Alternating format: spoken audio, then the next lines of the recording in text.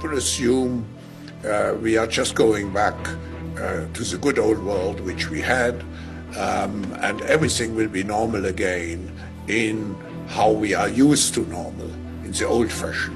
This is, let's say, fiction. It will not happen.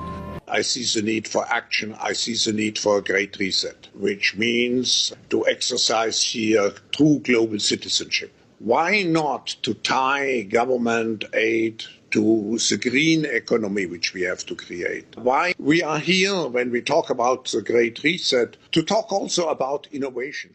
A lot of what's going on right now is really egregious, but it's not going to last long. But what's coming is not better. He's going to bankrupt the country and start clean, like he has with every other business. Take this one big business and sell it off into a bunch of small businesses to make a bunch of smaller countries that billionaires will own. Because if you go to Google and look up Praxis, you're going to see they intend to reclaim the West. With the world's first digital nation, this is how much money and people they have coming in already. There's a little bit you can apply for citizenship. Sound familiar? $5 million. For $5 million, this could be yours. That was the first of the cards. You know what that card is? Gold card. It's the gold card. The Trump card, gold card. Who's the first buyer? Me. Who's the second? First. I don't know, but I'm the first buyer. It'll be out in about less than 2 weeks, probably. These are the companies that they want to get involved, governments reach out. And then you have updates because they've made a lot of movement in the last year. Why are we building Praxis? You can go there and read all these. Praxis proposes Atlas, California, sovereign intelligence, Declaration of Assent, transcript of speech from the Praxis World Congress, $525 million financing for a new city, which will be their part of their world. Praxis World Congress. They will each own cities. Announcing whatever. Digital Nation, crypto's endgame.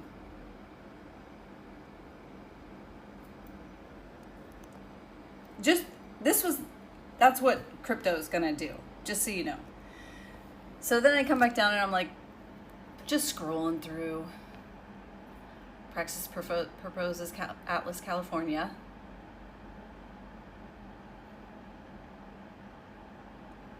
Sovereign intelligence, Western civilization in the age of intelligence.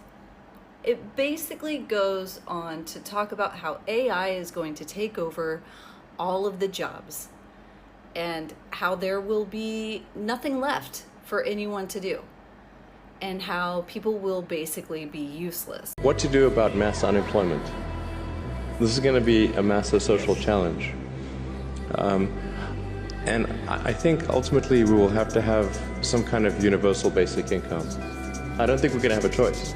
Universal basic income. Universal basic income. I think it's going to be necessary. So it means that unemployed people will be paid across the globe. Yeah. Because there is no job. Machine, robot is taking over. There will be fewer and fewer jobs that a robot cannot do better. The harder challenge, much harder challenge, is how do people then have meaning? Like a lot of people, they derive their meaning from their employment. So if you don't have, if you're not needed, if there's not a need for your labor, how do you, what's the meaning? Do you have meaning? Do you feel useless? People don't understand what's coming. And what's happening now is bad. But they think that the average person has no ability to think for themselves, and we need them to think for us. And there's another page where they talk about they had to make Praxis nomads. They had to make a new section because there are a lot of people trying to get into Praxis, but they aren't billionaires. So they don't have enough money to apply for, because it costs like $5 million just to apply for citizenship. $5 million. For $5 million, this could be yours. That was the first of the cards. You know what that card is? Gold card. It's the gold card. The Trump card, gold card. Who's the first buyer? Sound familiar? So they made nomads. It doesn't matter. Anyway, the point is, what happens to all of the other billions of people when they have robotics and AI take over everything? They've suggested biofuel. You did this, Republicans. You did this. And they put spirituality in there. It's funny because they're like, you know, God and spirituality was the movement of the Western world. And so God and the gods. I don't think you understand who these people are or how they think. Oh, and I forgot to mention the person who's involved with Praxis is Peter Thiel.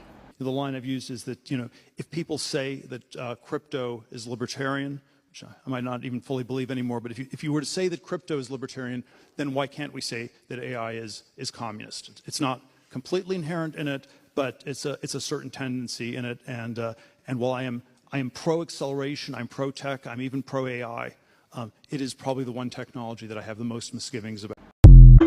So let me get this straight. You build PayPal, get rich off of other people's transactions, and then spend the rest of your life trying to delete democracy?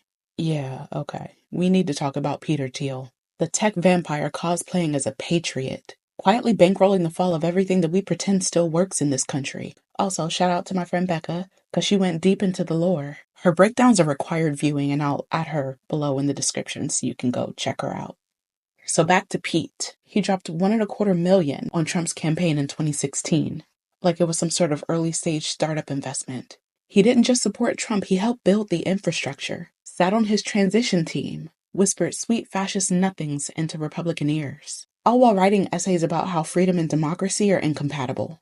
That's not edgy, that's terrifying. Peter doesn't just want to influence government, he wants to gut it and rebuild it with nothing but clearance badge surveillance feeds and terms of service that nobody agreed to. So enter Palantir, his little data octopus, used by ICE, used by the FBI, used by pretty much anyone who wants to track, deport, or criminalize in bulk. This isn't conspiracy theory, it's contracted fact. Your location, your networks, your digital footprint. Thiel helped sell that to the government with a bow on top. And let's not forget, he's been grooming a whole lineup of frat boy fascists to carry the vision forward. J.D. Vance, yeah, that's his political science fair project. Project 2025? You guessed it. Thiel's fingerprints are all over it. It's deregulation, civil service purging, theocracy light, with a tech bro sheen, and the soul of a dystopian TED Talk. And Doge? No, not the meme coin. The Department of Government Efficiency, which is rich, coming from a man who's never waited in the line at a DMV. The only thing they're efficient at is killing grants, slashing agency budgets, and turning civil servants into political casualties. Thiel's Dream America is run like a startup.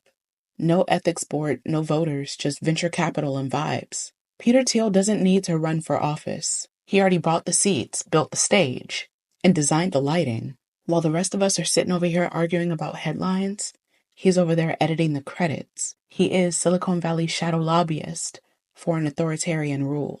And the most dangerous thing about him, he doesn't want to be famous. He just wants to win.